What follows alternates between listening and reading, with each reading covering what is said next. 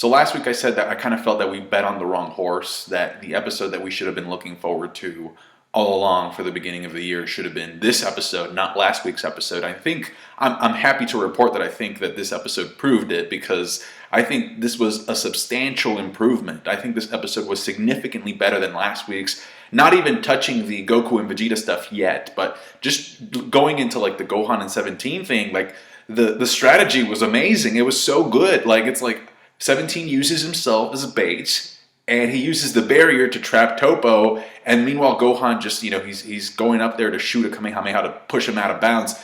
Which, I guess, did that mean that like 17 was going to sacrifice himself, or was he willing to like just deactivate the barrier before the thing just fell out of bounds and then he was going to be safe anyway? I don't know, but it was great strategy, and I think like those moments, that's the stuff that this tournament needs. And I'm still curious as to how that 2v1 is going to transition over to Gohan and Frieza versus Dispo, because then I'm just connecting the dots here. I'm assuming that would mean that this would turn into a 1v1 with 17 against Topo, and like I said, as much as I don't like to admit it, it feels like 17 is the next challenger to be eliminated, at least from Universe 7 side, because I think Dispo should technically be taken out earlier, before 17. And if you saw this episode, you'll notice that, yeah, he's smashing Frieza through walls and stuff, but at the same time, like, Frieza, it's almost like Frieza is just like letting him do it. He's just like, yeah, he's not even in golden form. He goes golden form in the preview, and we see Dispo power up in the preview as well. So it's like he's begun to take that more seriously in the next episode. So I think Dispo's going to go out first. I just don't think he can beat a Gohan and Frieza pair at this point. And now that I think about it, it's kind of cool that the teamwork between Gohan and Frieza that we're going to see in next week's episode was kind of foreshadowed in the past when we saw them kind of work together without a whole lot of communication when Frost was eliminated. So it wouldn't be the first time that these two characters work together to coordinate something. Which brings me to another observation. If you look at Gohan, his fighting dynamics ever since the tournament started, I think it's accurate to say that out of everybody from the Universe 7 side, I think he's been the one to push and execute teamwork the best. I mean, he's worked well with Piccolo, he's worked well with 17, now he's going to work well with Frieza, hopefully, and I'm pretty sure that, before the tournament ends, he'll be working together with Vegeta and his dad to accomplish something. And I really hope that that's, part of the message that doesn't get lost, so that by the end of the tournament, if he's one of the final ones remaining, it's like, this is how he got this far, by working together with other people, mainly in pairs, but he's been able to do it, like, I think, overall pretty well.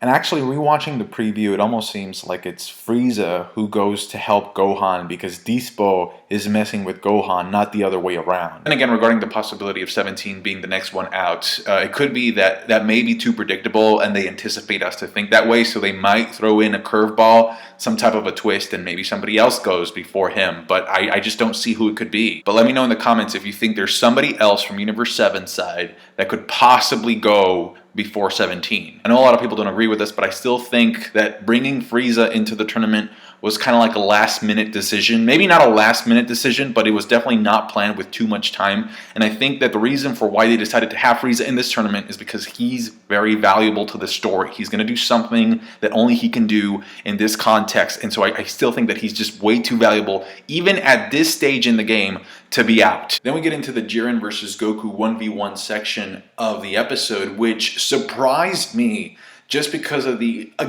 ton of strategy incorporated into the section of the episode, especially coming from Goku. That was the surprising part. It's like, I did not expect Goku to incorporate so much strategy at this stage of the tournament, especially despite the fact that he kind of understands that it may not work on Jiren. Like, after this section is done, Vegeta tells him, like, that's just, it's not going to work on Jiren. That may not work. And Goku's like, yeah, I know. But he did it anyway. And much like the 17 and Gohan strategy in the episode, ultimately it didn't work, but at least the characters tried to think outside of the box and try something different. And I have to applaud the show for doing that. Now, the main objective of the game here is for Goku to try and create an opening so that he can start attacking Jiren, because Jiren has no openings in the beginning. So he starts spamming instant transmission and starts planting these mines throughout the field. Jiren then triggers the mines and is forced to jump up into the sky to avoid the explosion, and then Goku hits him with the Destructo Discs, or at least tries to, because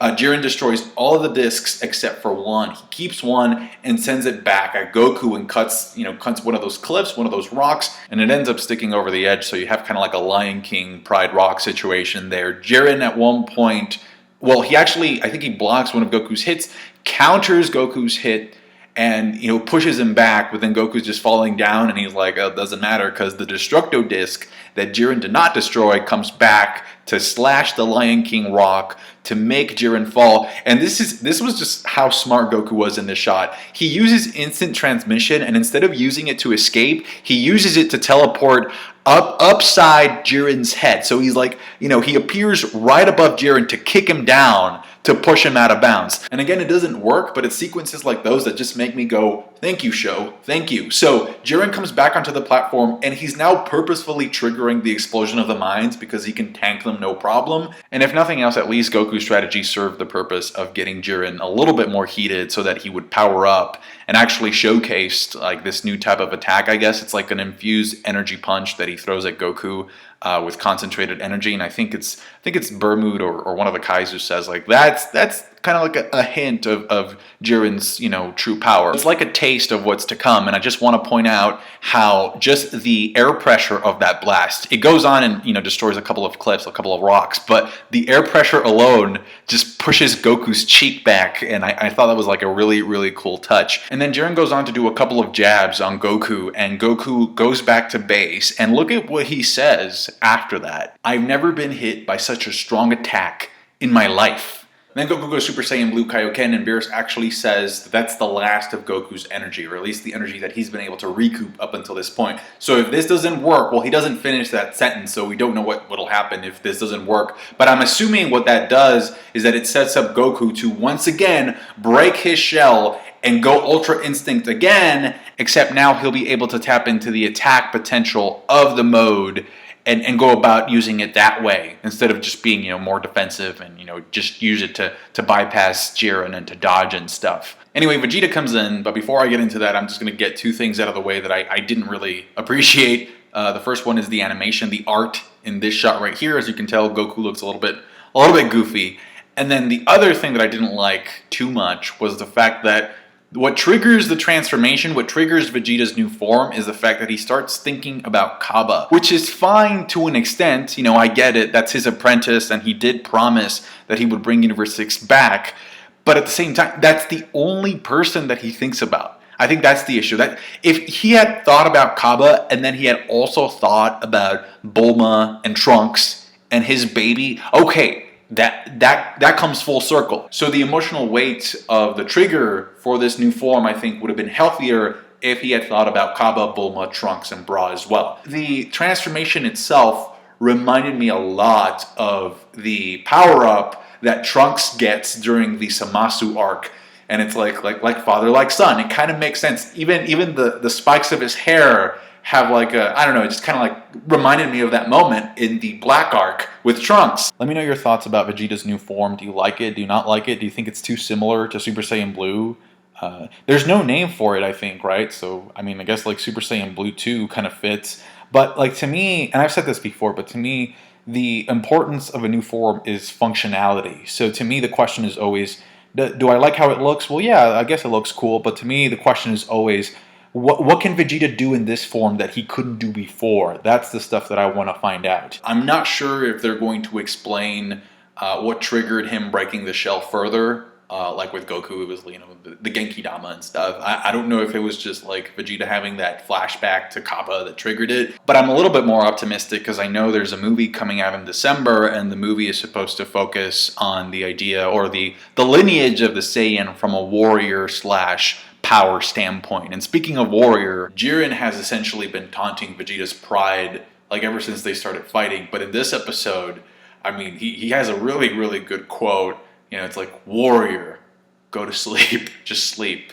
Do you need a blanket? So maybe that's what triggered it. You even had one of the Xenos imitating that moment. So it's obvious that the show thinks that quote is like meme material at this point. I'm not sure what the fandom will think though. Let me know in the comment section. Then the music kicks in and we have these beautiful, amazing looking shots of the two of them going in on Jiren, and it's funny because you can tell by the animation that they're not really well coordinated. They're just kind of spamming punches, And Wheezed makes the observation that that's actually exactly what's going on, but that's working to their advantage, because since they're not really good at working together, they don't like working together, Jiren, it's throwing Jiren off. So it's kind of funny how in the beginning we were talking about teamwork not generating results, and yet a lack of teamwork in this last scene kind of like, they're capable of pushing Jiren back at this point, so that's good. Although I do have to mention that I'm pretty sure that during the Samasu arc, there was some coordination between Goku and Vegeta. I thought they worked well together.